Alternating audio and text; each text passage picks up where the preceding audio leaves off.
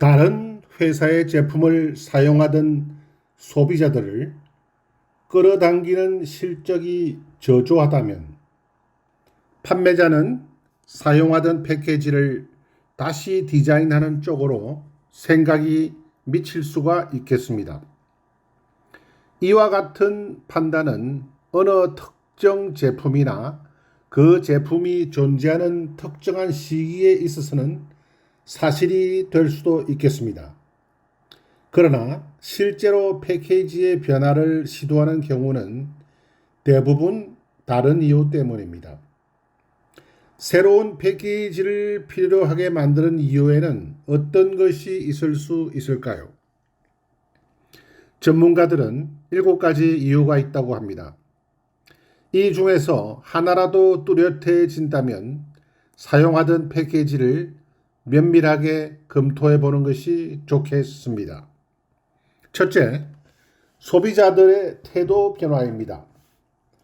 판매하던 제품의 부수적이었던 성질이 갑자기 중요한 것으로 부상하고 지금까지 가장 중요시했던 성질들을 능가하는 경우가 발생하는 경우가 있습니다. 어떤 성질은 강조되어야 하고 그와 같은 성질은 감추어 줘야 합니다.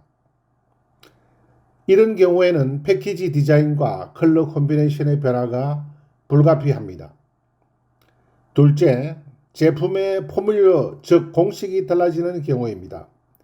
예를 들어 세탁용 세제에 새로 개발된 표백작용 첨가물을 부과시키게 되었다면 그러한 이점을 대서특필로 광고해 주는 것이 바로 패키지의 임무입니다.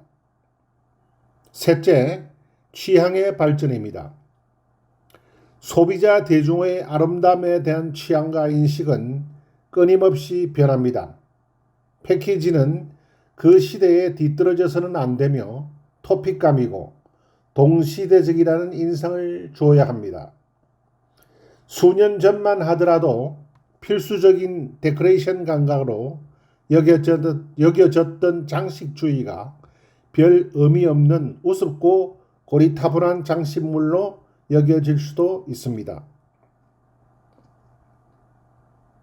넷째, 판매 방식의 발전입니다. 최근 30여 년간 대한민국의 소비자들은 마트와 슈퍼마켓 그리고 셀프 서비스 점포와 자동 판매기가 폭발적으로 증가하는 현실을 목격해 왔습니다. 뿐만 아니라 TV를 통한 홈쇼핑 시대와 함께 데스크톱이나 노트북 컴퓨터를 통한 온라인 구매를 주류하던 시대를 거쳐 이제는 휴대전화기를 통한 온라인 판매가 대세를 이루는 시대에 살게 되었습니다. 소비자들은 휴대전화기를 통해 구입하기를 원하는 상품들을 검색하고 손바닥 위 휴대전화기 속에서 축소된 이미지의 제품 패키지와 마주하게 되었습니다. 다섯째는 광고의 요구사항입니다. 제품의 광고에 맞추기 위해서 패키지를 변화시키는 것은 분명히 위험한 시도입니다. 만약에 그 광고 캠페인이 실패로 판명된다면 패키지도 마찬가지 운명이 될 수 있기 때문입니다. 그러나 어떤 경우에는 광고의 테마가 그 패키지에서 되풀이되기도 합니다. 그러니까 광고에서 소비자가 인상 깊게 본 이미지가 패키지에서 반복 누적되어 소비자들의 뇌리에 박히는 것입니다. 여섯째는 경쟁에서의 승리를 위해서입니다. 일반적으로 경쟁 회사의 움직임에 따라 패키지를 마음대로 바꾸어서는 안 됩니다. 부하내 등으로 충성도 높았던 고객들을 실망시키고 반복 누적해서 쌓아왔던 신뢰의 역사와 전통을 무너뜨릴 수 있기 때문입니다.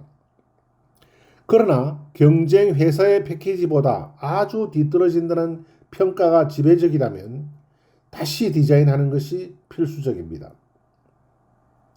일곱째는 패키지 자체의 기술적 변화 때문입니다. 유리 용기에서 플라스틱 용기로, 플라스틱 용기에서 종이 팩으로 또는 유리병에서 에어로졸 스프레이로 패키징 기술력은 해가 다르게 변모하고 있습니다. 새로운 패키징의 기술력은 이따금 새로운 디자인이나 새로운 컬러를 요구합니다. 그러나 단지 약간 새롭다는 즐거움만을 위해서 패키지의 디자인이나 컬러를 변화시키는 것은 위험합니다. 반복 누적시켜온 정체성의 상실로 이어질 수 있기 때문입니다.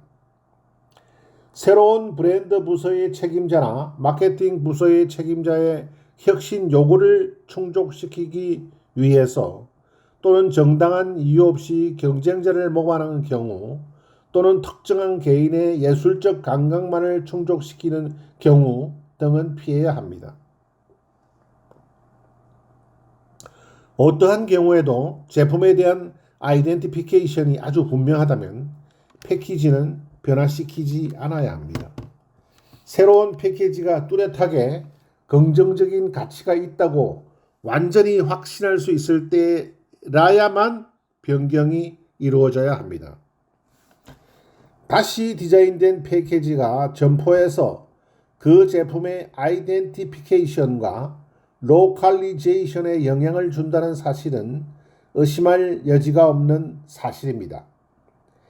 전면적인 변화는 고객이 브랜드에 대해 품고 있던 이미지나 신용을 상실하는 결과를 가져올 수 있습니다.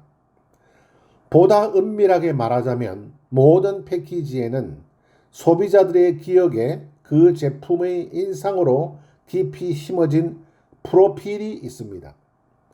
소비자들의 그러한 인식은 여러 해에 걸쳐서 이루어진 것입니다.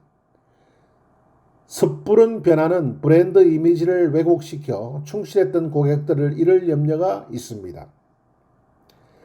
마케팅의 역사에 기록된 사건들 중에는 패키지를 바꾸었다가 품질이 떨어진 것만 같다는 소비자들의 불평에 제조업체가 신문지상에 사과하고 다시 옛날 디자인으로 돌아간 경우도 있었습니다. 대표적인 사건으로 1960년대 카멜 담뱃값 교체 및 복원 사건입니다. 패키지의 변화가 브랜드 이미지 왜곡이 되어버렸던 것입니다. 만약에 브랜드와 새로운 패키지 사이에 그다지 많은 문제를 일으키지 않고 바람직한 관계를 유지하고 싶다면 패키지를 점차적으로 변화시켜 볼 수도 있겠습니다. 예를 들어서 로고 타이프는 2023년에, 컬러는 2024년에, 그리고 2025년에는 병의 모양을. 그러나 이 방법은 비용 문제 때문에 사실상 불가능한 방법입니다.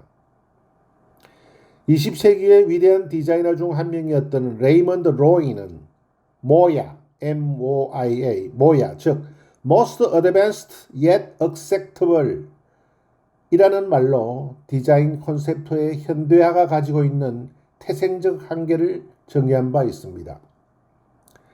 새로운 패키지를 만든다는 것은 프로세스의 마지막 일이 아닙니다. 20세기에 패키지 디자인으로 유명세를 떨쳤던 짐 뇌시는 패키지는 때때로 규칙적으로 점검되는 회계장부의 기록과 같이 체크되어야 한다고 말했습니다. 20세기에 미국인들은 이것을 디자인 체크업이라고 불렀습니다. 만약에 한 회사가 시장에서의 위치를 공고히 하려면 그 회사의 패키지는 정기적으로 여러 가지 테스트나 모티베이션 리서치 그리고 마케팅 조사를 받아야 합니다. 그렇지 않으면 몇 년 후에 완전히 시대에 뒤떨어진 패키지가 되어서 여전히 시장에서 나돌아다니는 현상을 목격하게 될지도 모릅니다.